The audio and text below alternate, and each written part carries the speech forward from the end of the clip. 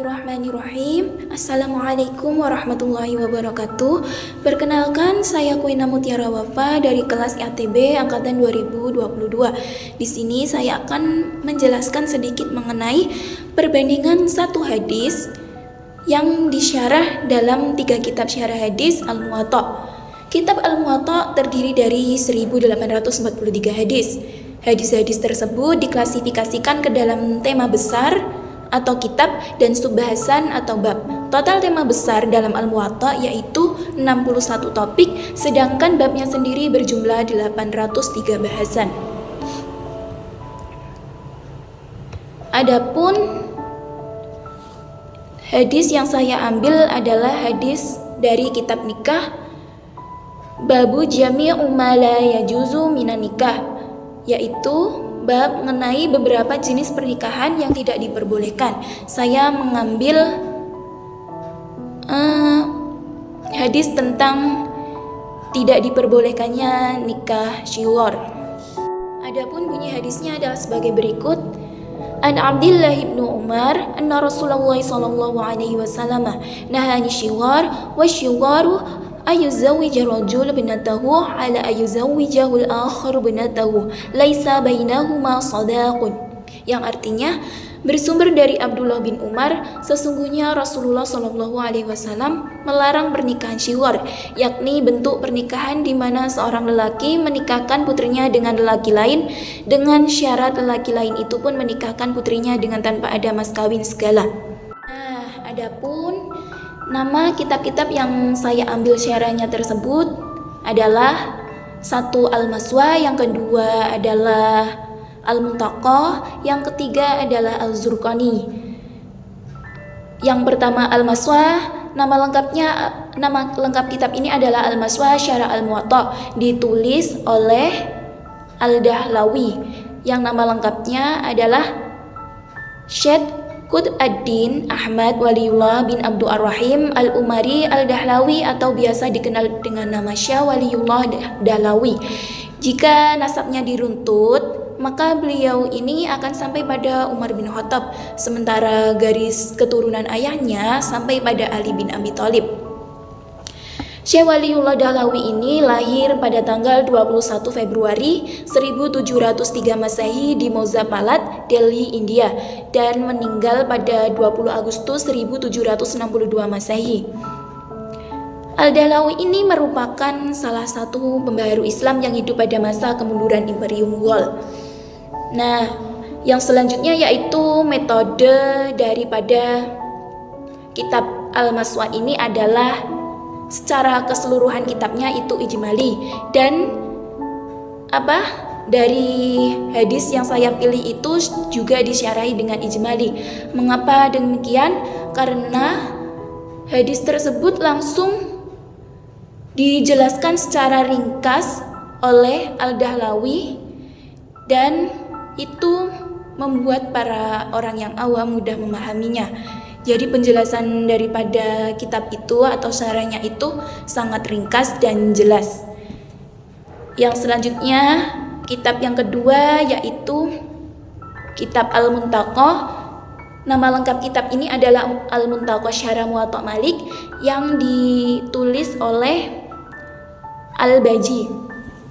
Nama lengkapnya adalah Khalaf ibnu Sulaiman ibnu Sa'ad atau Sa'id atau Sa'adun ibnu Ayyub Al-Qadi Abu Al-Walid Al-Tujaibiyal Andalusi Al-Qurtubi Al-Baji Al-Tamimi. Beliau merupakan seorang imam golongan muslimin, termasuk ahli hukum dan fikih, mutakalimin, sastrawan, penyair, pendebat yang terampil, menulis dalam berbagai bidang ilmu dan pengetahuan yang luas. Beliau lahir pada hari Selasa pada waktu pertengahan bulan Zulqa'dah tahun 403 Hijriah di daerah Al-Baji. Wafat pada tahun 474 Hijriah di Mariah. Dan adapun beberapa temannya mengatakan beliau itu wafat tahun 494 Hijriah. Dan pendapat lain mengatakan bahwa beliau wafat di kota Mariah bertepatan bulan Rajab pada usia 71 tahun. Adapun metode yang digunakan untuk mensyarah kitab ini adalah metode tahlili. Di sini Al-Baji menjelaskan Al-Muwatta lebih condong pada sehaluan. Dengan demikian Al-Muntaqo ini menjelaskan hadis-hadis Nabi dengan memaparkan segala aspek meliputi hadis sesuai dengan kecenderungan dan keahlian pensyarah, maka disebut metode tahlili.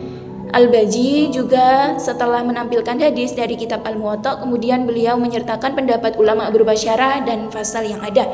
Jadi kenapa dikatakan metode tahlili? Karena penjelasannya itu sangat rinci dan sangat banyak, meliputi dijelaskan dari kata per kata, kalimat per kalimat, dan juga ditambahkan dengan pendapat ulama sebelumnya yang menguatkan daripada syarahnya.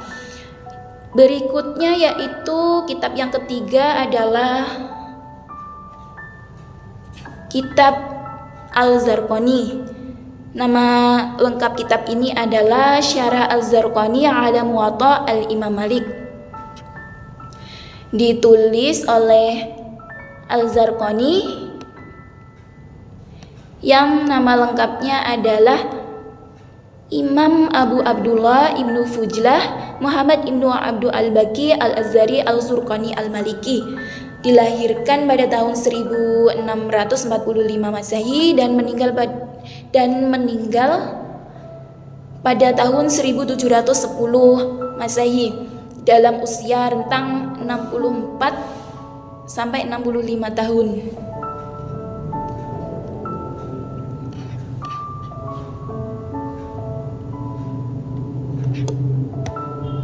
Nah, kitab ini disyarahi dengan metode tahlili juga.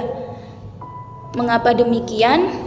Karena penjelasan syarah dalam kitab ini juga disebutkan sangat rinci, juga menyebutkan atau menukilkan beberapa pendapat ulama terdahulu untuk memperkuat daripada syarah Al-Zarqani yang dituliskan dalam kitab ini. Selanjutnya yaitu mengapa para imam itu melakukan syarah pada kitab hadis yang sama, padahal kitab hadis tersebut sudah dilakukan pensyarahan oleh ulama-ulama terdahulu.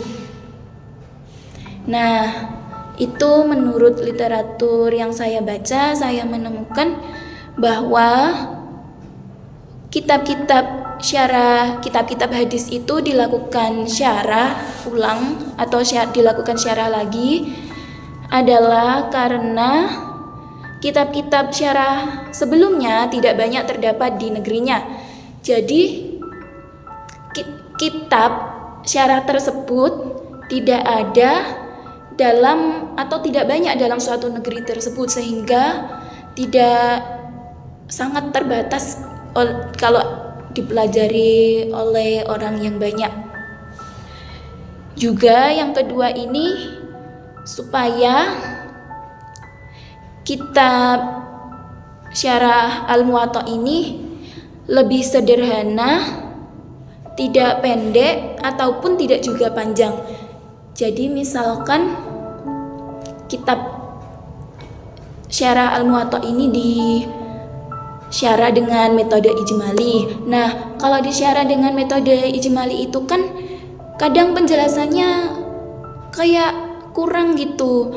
Secara rinciannya gimana, ada bagian yang terlewatkan atau kurang jelas. Nah, maka dari itu ulama selanjutnya itu termotivasi untuk melakukan syarah dengan metode yang berbeda. Nah, itu bisa dilakukan dengan metode tahlili, yaitu metode yang melakukan syarah hadis dengan rinci. Adapun dengan metode muqarran, yaitu secara perbandingan pendapat-pendapat ulama ataupun yang demikian, atau bisa juga dengan metode maudhu'i. Nah, itu juga bisa dilakukan sebaliknya. Ketika kitab syarah itu sudah dilakukan pensyarahan dengan metode tahlili.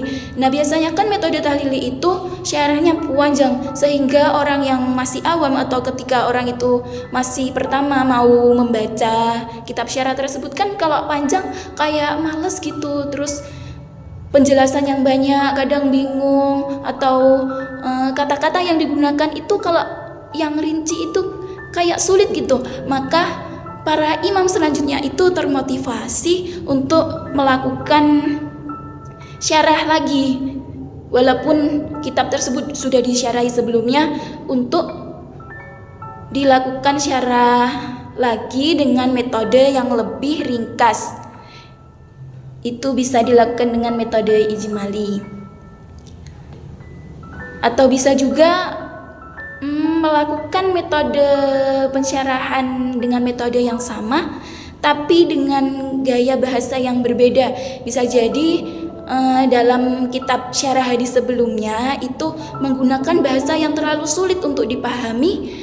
Nah, itu disyarah oleh ulama atau imam selanjutnya dengan metode yang sama, namun bahasa yang digunakan itu lebih mudah dipahami oleh masyarakat atau oleh orang-orang yang baru pertama kali belajar atau ingin membaca kitab syarah hadis. Nah, kurang lebih seperti itu. Mungkin dari penjelasan saya ini kurang ya, atau mungkin sulit dipahami, mohon dimaafkan. Kurang lebihnya seperti itu yang dapat saya sampaikan. Kurang lebihnya saya mohon maaf. Wabillahi taufiq wal hidayah. Wassalamualaikum warahmatullahi wabarakatuh.